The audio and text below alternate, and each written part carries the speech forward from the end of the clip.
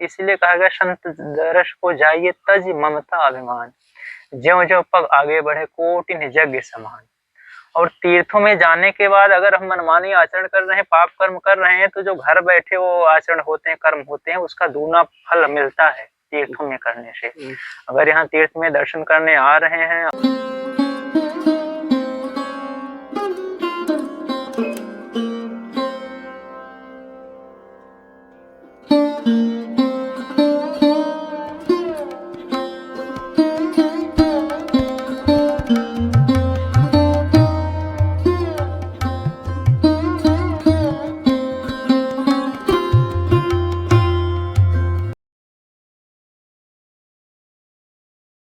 दोस्तों ये हमारे अयोध्या दास जी महाराज जी की साधारण सी कुटिया है, बट वृक्ष के नीचे है।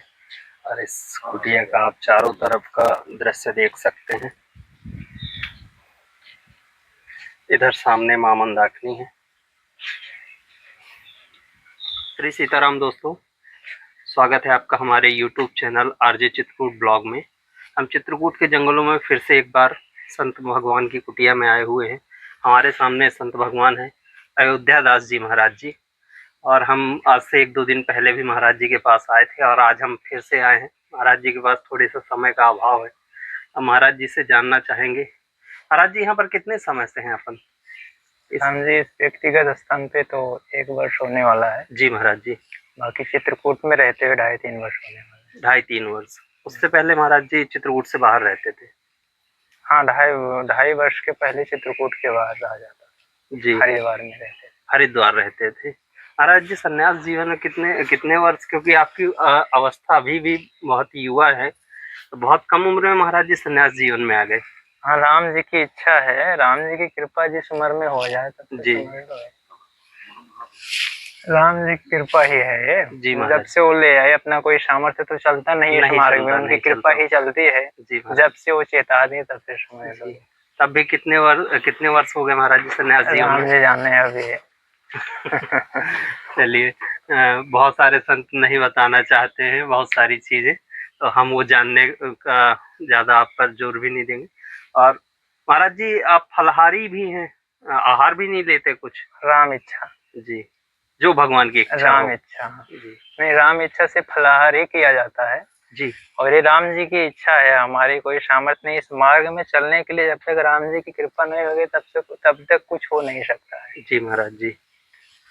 तो उनकी इच्छा अनुसार वो जैसी व्यवस्था करते हैं, जी महाराज जी, जो प्रेरित करते हैं, जी, तो उसी अनुसार चला जाता है इस मार्ग में। जी, उनकी कृपा है, इच्छा है, तो अभी फलहार पाया जा रहा है। जी। और फलहार हमेशा से फलहारी ही थे कि जैसे भगवान की इच्छा हुई तो अभी कुछ समय से फलहारी है? हाँ, 2-2.5 वर्ष से फलहार कर रहा है। अच्छा महाराज जी, जैसे हम देख भी रहे हैं देश में भी बहुत संत हैं, जैसे कुछ सिर्फ दूध पर चलते हैं, कुछ सिर्फ फलाहार पर चलते हैं, कुछ आहार पर चलते हैं। तो ये जो शरीर को कष्ट देना और इससे कुछ भगवान का जुड़ाव होता है, लोग इस चीज को भी बड़ा जानना चाहते हैं कि क्या शरीर को तपाने का, या फिर जैसे देखिए, सबकी अपनी अपनी एक तो मानसिकता है जी, एक व्यवस्था है जी, दूसरा बात, ये सब कुछ नियम चलाने का हमारे मानने से उद्देश्य ये है, जी, जी, जैसे शरीर को कुछ रोग हो जाता है, शरीर को जी, रोग हो जाता है तो हम डॉक्टर के यहाँ जाते हैं दिखाने। जी महाराज, ठीक ना? जी, डॉक्टर पर्चा बनाता है, जी, इलाज करता है, दवा लिखता है, उसके बाद कुछ परहेज बताता है। किस लिए? शरीर के रोग को ठीक करने के लिए। ठीक ना? ये तो शरीर का रोग हो गया। अब हमारे अंदर मन में भी रोग होते हैं। इस शरीर के अंदर जो मन है उसमें भी तरह तरह के रोग हैं। वो रोग क्या हैं? काम, क्रोध, मद, लोभ, मत्सर, अहंकार, ईर्ष्या, द्वेष, ये सब मन के रोग हैं। जी। तो मन के रोग को ठीक करने के लिए कुछ परहेज करना जरूरी है। जी। दवा लेना और परहेज करना। जी। उसकी दवा देता कौन है? डॉक्टर कौन है? श्री सद्गुरुदेव भगवान। जी। सद्गुरुदेव भगवान है डॉक्टर। जी। राम जी ही जी। सद्गुरुदेव भगवान के रूप में आते हैं। जी। शिष्य बनाते हैं, जो भी परंपरा है स्वीकार करते हैं शिष्य रूप में, जी उपदेश करते हैं, जी उसके बाद वो इलाज करना शुरू करते हैं। इसलिए कहा गया है कि गुरुर ब्रह्मा गुरुर विष्णु गुरुर देवो महेश्वरा गुरुर साक्षात परम ब्रह्म। राम जी ही गुरु रूप में आते हैं और अपने भक्त को, अपने सेवक को शिष्य रूप में वर्ण करके उसको उद्धार करते हैं, उपदेश करते हैं। जी तो गुरुदेव भगवान इलाज का जी हमारे मर्ज का इलाज करते हैं, मन के मर्ज का इलाज करते हैं जी। वो दवा बताते हैं। दवा क्या है? राम नाम रूपी दवा बताते हैं। इसको एक टैबलेट रूप में लेते रहना हर समय। और परहेज है, अपने विकारों को दूर करने के लिए कुछ परहेज करना पड़ता है, क्योंकि भोजन से ही भजन बनता है जी जब हमारा भोजन शुद्ध रहेगा तब भजन अच्छा हो पाएगा। जी। तो भोजन के लिए, भजन करने के लिए हमारा भोजन एकदम सात्विक होना चाहिए। आहार। जी। तो आहार में सात्विक आहार अगर फलाहार के अलावा हमें आहार में मिल रहा है तो वो भी शुद्ध है। जी। लेकिन उसको हमें देखना पड़ेगा किस प्रकार हम उसका उपयोग कर रहे हैं, पा रहे हैं। जी। तो अब यहाँ पे ये आ गया कि अपने अपने विचार है। अगर उस आहार से हमारा रोग ठीक हो रहा है, मन के रोग ठीक हो रहे हैं तो लेते रहे हम, नहीं ठीक हो रहे हैं तो अपना और अपना देख लें व्यवस्था। तो ये मन के रोगों को शांत करने के लिए आहार, फलाहार, निराहार, जलाहार ये सब लिया जाता है। सभी के अपने अपने तरीके हैं जी हाँ। और ये सब भगवान के भजन में साथ देते हैं। और जैसे कुछ संत तो इसलिए भी आहार नहीं लेते क्योंकि कहते हैं कि समय बहुत बर्बाद होता है बनाने और पाने में, और हमें ज्यादातर समय अपना भजन के लिए चाहिए। हाँ, वो भी ठीक है, उनका कहना भी ठीक है। जी जी। और लेकिन सबसे ज्यादा वो इसमें हमने देखा, अनुभव किया है कि ये मन के रोगों को ठीक करने में अगर करना है तो करे, नहीं तो एक टाइम भोजन पाले वो चलता है। अगर ये सब करने के बाद फलाहार, आहार, निराहार, जलाहार करने के बावजूद भी हम संसार में माया में फंसे हुए हैं तो इन सब का कोई मतलब नहीं है। नहीं, भोजन का या फलाहार का, आहार का, निराहार का, जलाहार का, पयहार का कोई भी मतलब नहीं है। इसका मतलब केवल एक ही है कि मन के विकारों को शांत करे और केवल भजन हो हमारा, बस। अपना गुरु स्थान महाराज जी कहाँ है? हरिद्वार है। हरिद्वार। गुरु महाराज जी का नाम जान सकते हैं? नहीं। अच्छा। गुरु महाराज का नाम तो साक्षात हमने कह दिया ना, राम ही गुरु है। जी जी जी। सबके। जी। वो गुरुदेव भगवान शरीर रूप में नहीं है और गुरुदेव भगवान का हमारी इतनी औकात नहीं है कि हम जीवा शिव का नाम को उच्चारण करें। बहुत तो बस अपना महाराज जी, हम जितने बार आपके पास आज दूसरी बार आए हैं, पूरे समय सिर्फ भगवान का भजन चलता रहता है आपका और भगवान की सेवा, इसीलिए जंगल में हमारा नहीं चलता रहता। हमने कहा कि हमारी राम इच्छा, जी, राम जी की कृपा है, इच्छा है तो करवा रहे हैं जी। अभी उनकी इच्छा हो जाए, कहीं कुदाल फावड़ा चलवाने लगे तो भी किया जाएगा। हमारे कोई सामर्थ्य नहीं है। इस मार्ग में आने के बाद हम कुछ है ही नहीं। ये शरीर और ये मन, तन मन जो हमारे पास जो कुछ भी वो राम जी को समर्पित हो गया। अब वो उनको कैसे क्या कराना है वो जाने, हमारी कोई सामर्थ्य नहीं है। वो क्या करवाते हैं, कैसे करवाते हैं, कैसे रखते हैं, उनकी इच्छा है। जी। आज जंगल में रखे हैं, कहीं महल में रखे, हमारे से कोई मतलब नहीं है। हम उसमें कोई अपना कर्ता नहीं है। कर्ता कराने वाले सब राम जी हैं।